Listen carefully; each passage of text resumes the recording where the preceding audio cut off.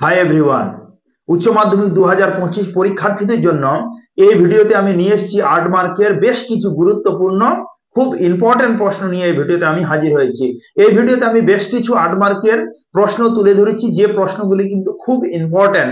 এই প্রশ্নগুলি তোমরা যদি পড়ো এর বাইরে কোনো প্রশ্ন আর থাকবে না, এর মধ্যেই তোমরা সবকিছু প্রশ্ন 8 মার্কের কিন্তু কমন পাবে। এখানে আমি বেশ কিছু প্রশ্ন তুলে ধরেছি, এখানে হয় 20-25টার মতো প্রশ্ন হবে, যেটা খুবই ইম্পর্টেন্ট। এই প্রশ্নগুলি আপনি বিভিন্ন টেস্ট পেপার, বিভিন্ন বই, বিভিন্ন প্রিভিয়াস কোশ্চেন সংগ্রহ করে ভাবনা চিন্তা করে কিন্তু সিলেক্ট করা হয়েছে, যে প্রশ্নগুলি কিন্তু খুবই ইম্পর্টেন্ট। তোমরা অবশ্যই ভিডিওটা সম্পূর্ণ দেখো, আর এই প্রশ্নগুলি তোমরা তোমাদের নিজেদের খাতায় লিখে নাও, আর পরীক্ষা দিতে যাওয়ার আগে মাস্ট বি অবশ্যই তোমরা কিন্তু মুখস্থ করবে।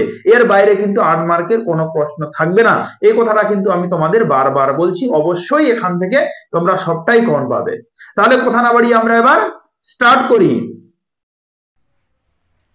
উচ্চ মাধ্যমিক 2025 মার্ক 8 ফাইনাল সাজেশন। দেখো তোমাদের এটা 2025 উচ্চ মাধ্যমিকের ফাইনাল সাজেশন 8 মার্কে। নাম্বার 1, পেশাদারি ইতিহাস বলতে কি বোঝো? ওর সঙ্গে তোমরা লিখবে পেশাদারি এবং অপেশাদারি ইতিহাসের মধ্যে পার্থক্য লেখো। তাহলে নাম্বার 2, মিথ এবং লিজেন্ড বলতে কি বোঝো? অতীত বিষয়ে মানুষের ধারণাকে এরা কিভাবে রূপদান করে। 2 নম্বর প্রশ্ন, খুব ইম্পর্ট্যান্ট।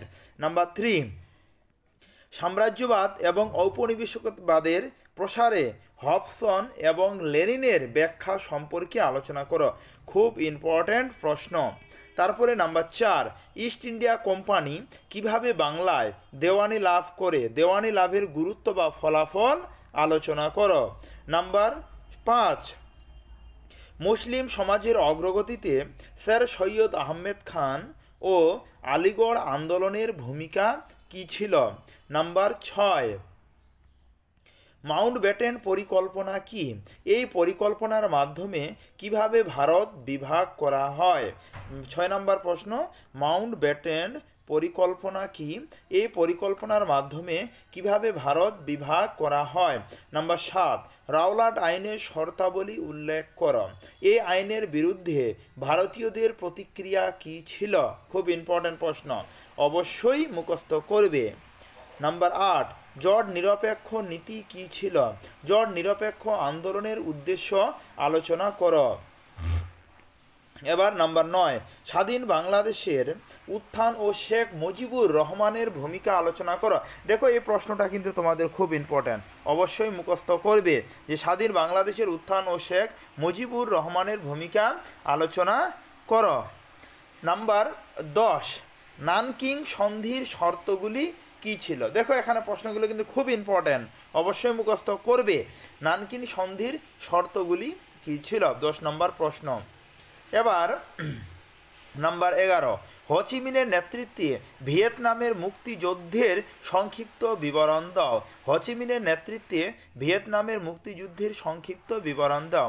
নাম্বার 12, 1919 সালের ভারত শাসন আইনের বৈশিষ্ট্য ও ত্রুটিগুলি আলোচনা করো। নাম্বার 14, চীনে 4ই মে আন্দোলনের কারণ ও তার প্রভাব ব্যাখ্যা করো। দেখো এই প্রশ্নটাও কিন্তু তোমাদের খুব ইম্পর্ট্যান্ট, মাস্ট বি মুখস্থ করবে।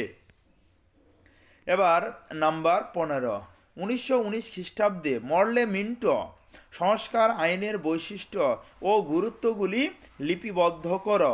15 নম্বর প্রশ্ন।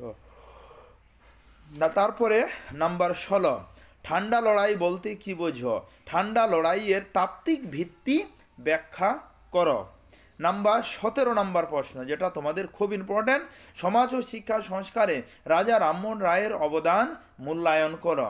নাম্বার 18, সুয়েজ সংকটের কারণ ও ফলাফল আলোচনা করো। সুয়েজ সংকটের কারণ ও ফলাফল আলোচনা করো। নাম্বার 19, ভারতের স্বাধীনতা আন্দোলনে নেতাজি সুভাষচন্দ্র বসু ও তার নেতৃত্বাধীন আজাদ হিন্দ ফৌজের অবদান লেখো। 19 প্রশ্ন, ভারতের স্বাধীনতা আন্দোলনে নেতাজি সুভাষচন্দ্র বসু ও তার নেতৃত্বাধীন আজাদ হিন্দ ফৌজের অবদান লেখো।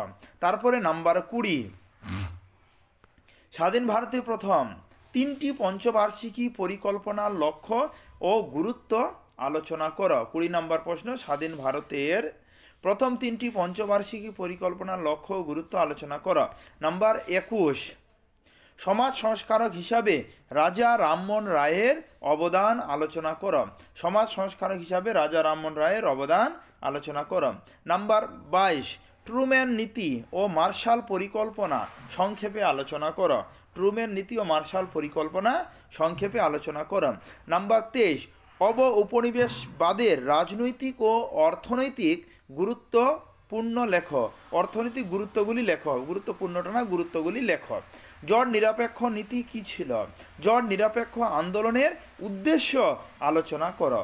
23 নম্বর প্রশ্ন। নাম্বার 24, এটা 24 নম্বর প্রশ্ন হবে। নাম্বার এখানে ভুল হয়ে গেছে, এখানে তোমরা ঠিক করে নাও। 24 নম্বর প্রশ্ন, স্বাধীন বাংলাদেশের উত্থান শেখ মুজিব, এটা আমরা প্রথমেই লেখালাম, এটা রিপিট হয়ে গেছে। তাহলে টোটাল তোমাদের হলো 23টা প্রশ্ন আমি এই ভিডিওতে তুলে ধরলাম, যে প্রশ্নগুলি তোমাদের কিন্তু খুব ইম্পর্ট্যান্ট 2025 পরীক্ষার্থীদের জন্য, উচ্চ মাধ্যমিক 2025 ইতিহাস পরীক্ষার্থীদের জন্য 8 মার্কের এই প্রশ্নগুলো কিন্তু খুব খুব ইম্পর্ট্যান্ট। এখান থেকে তোমরা সব কোটাই 8 মার্কের প্রশ্ন কমন পাবে নিশ্চিন্তে। তাহলে সম্পূর্ণ ভিডিওটি দেখার জন্য তোমাদের ধন্যবাদ।